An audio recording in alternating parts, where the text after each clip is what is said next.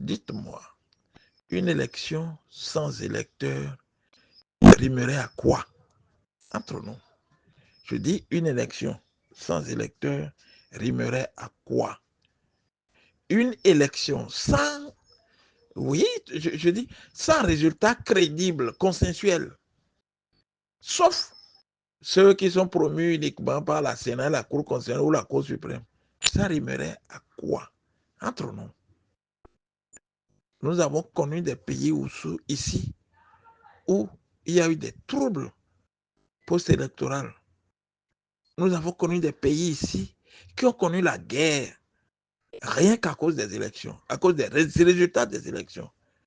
Et ces pays continuent de traîner les séquelles de ces guerres savamment créées et inventées de toutes pièces.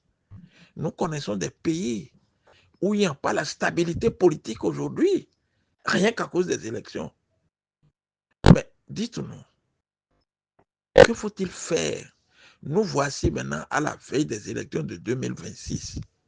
Et chacun a écouté les menaces graves que continue toujours de formuler le porte-parole. Toujours. Ça fait la deuxième fois. Mais s'il veut dire quelque chose, il n'a qu'à vider l'eau qui est dans sa bouche et dire ce qu'il veut dire carrément. Hier, il y avait des coups qui sont en train d'être préparés autant à l'extérieur qu'à l'intérieur pour déstabiliser le pays, patati patata. Aujourd'hui maintenant, ce sont des nouvelles menaces, des menaces graves à l'endroit du peuple. Or, le peuple béninois aujourd'hui est en rupture avec la confiance de moins. Le peuple béninois aujourd'hui est en rupture avec la confiance qu'il avait placée en l'équipe dirigeante de notre pays depuis 2016. Les gens ne veulent plus aller au vote. Ils ont peur. Est-ce qu'il y a eu une élection depuis l'avènement de la rupture jusqu'à aujourd'hui où il n'y a pas de sortie de chars, où il n'y a pas d'armes, il n'y a pas de mort, il n'y a pas de fuite, il n'y a pas d'exil, il n'y a surtout pas d'emprisonnement? Est-ce qu'il y en a? Et voici qu'à la veille, monsieur le ministre du mercredi a continué maintenant par proférer des menaces. Je dis, mais, écoutez, même si c'est le chef, même si c'est le roi de Kikideni qui lui a recommandé de dire ça, ce n'est pas bon. Ce n'est pas du tout bon. Ce n'est pas bon. Et imaginez un instant, le peuple n'a plus envie d'aller voter. Parce qu'ils se disent que ce sont ceux que vous voulez, que vous déclarez élus. Donc, inutile de perdre leur temps pour aller. Et donc, nous sommes en train de courir maintenant pour obliger ce peuple-là à redonner confiance à ce peuple, pour obliger ce peuple-là à aller voter. Et n'oublions pas, depuis l'avènement ou bien depuis leur histoire de système partisan, là, c'est le premier essai qu'on veut faire. Hein. C'est le premier essai, grandeur nature, qu'on veut faire en 2026. Les élections couplées.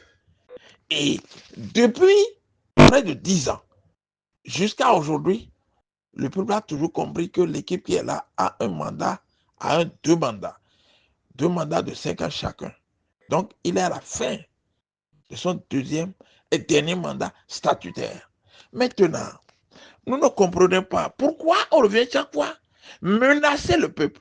On revient chaque fois intimider le peuple. On revient chaque fois créer une sorte de psychose au sein de ce peuple-là. Les dernières déclarations du porte-parole, je voudrais inviter celui pour qui il est le porte-parole à lui conseiller de ne plus mettre ce peuple-là, n'est-ce pas, avec une peur. Il faudrait qu'il évite de créer encore des troubles dans la mémoire de cette population-là. Le peuple a besoin d'une paix morale. On est en train de les obliger. On est en train de les formater. On est en train de les remettre en confiance pour qu'ils aillent, ne serait-ce que pour cette seule fois-là, où l'équipe dirigeante serait en fin de mandat pour qu'on nous retrouve comme à l'accoutumée avant 2016. Qu'il vous souvienne qu'en 2016, c'était la fête. On avait la fête généralisée. Et depuis les élections de 2016, qui a fait venir l'équipe qui est en place là? Est-ce qu'il y a encore eu cette pareille fête au cours des élections? On fait des élections avec des chars à gauche, des Kalachnikov à droite, avec des gâchettes en main. Il y a des tueries, il y a des fuites, des emprisonnements, tous azimuts. Mais je voudrais simplement demander à monsieur le porte-parole de vider l'eau qui est dans sa bouche et nous dire nettement ce qu'il veut nous dire. Qu'est-ce qu'il veut dire à ce peuple-là? Il faut qu'il soit franc et direct, en un français simple, limpide, pour qu'on comprenne jusqu'où il veut aller. Lui, je ne parle pas du chef de Kikideni, hein, même si on peut dire, c'est pas bon, en sourdine que c'est le chef de Kikideni qui lui a demandé de menacer le peuple à ce point. Parce que c'est des menaces. Ce sont des menaces. Et c'est la deuxième fois qu'il revient au créneau pour nous menacer. Histoire de dire que d'ici peu, on va commencer encore par se lancer dans des arrestations pêle-mêle, puisque généralement, c'est à travers les lois, à travers les textes, à travers les articles, ci et ça, X et Y, qu'on trouve à arrêter les gens, à les envoyer en prison. On a vu. 5 ans, c'est 5 ans, se trouve en prison aujourd'hui. Il n'y a pas d'élection sans nom de l'opposition. Il est en prison.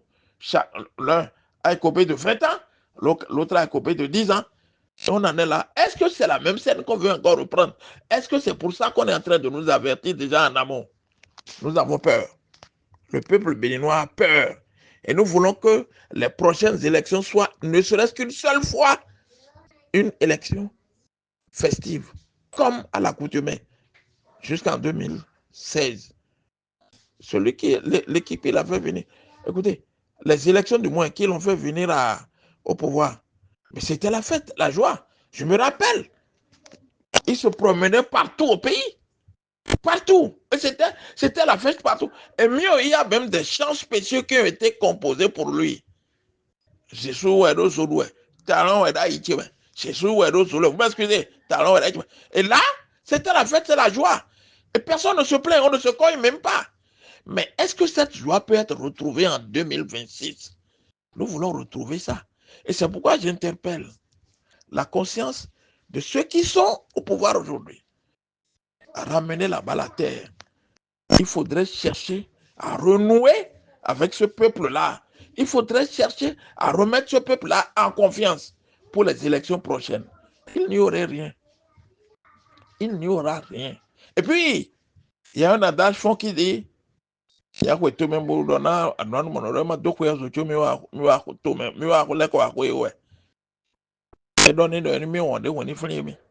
ce que vous êtes en train de dire, ce n'est pas bon. Monsieur le porte-parole, si c'est même le grand chef qui vous commande de le dire, il faut savoir le dire. Ce n'est pas bon. C'est trop direct et ça fait peur. Ça a commencé par faire peur au peuple. Qu'est-ce qui va se passer en 2026? Nous sommes à 1 an. En principe, à pareil moment, à 1 an des élections, on commence déjà par avoir la ferveur. On commence déjà par sentir qu'il y aura effectivement des élections de joie. Mais aujourd'hui, c'est silence radio. Tout est mort. Et on se pose des questions. Et c'est en ces temps-là que vous venez encore aggraver l'inquiétude du peuple. Les menaces, c'est une menace. C'est une forme de menace. Vous nous avez assez avertis maintenant. Ça veut dire que d'ici là, vous allez encore vous lancer dans des arrestations tous azimuts. Ce n'est pas bien. Nous sommes tous des Béninois. Et après, la pluie, il doit y avoir le beau temps. Et nous luttons pour ça, pour ce beau temps, pour l'équipe qui est là. Pour ce beau temps. L'équipe qui est là doit retrouver le beau temps après. C'est ça qui fait notre lutte d'aujourd'hui. Évitons ces menaces-là. Ce n'est pas bon.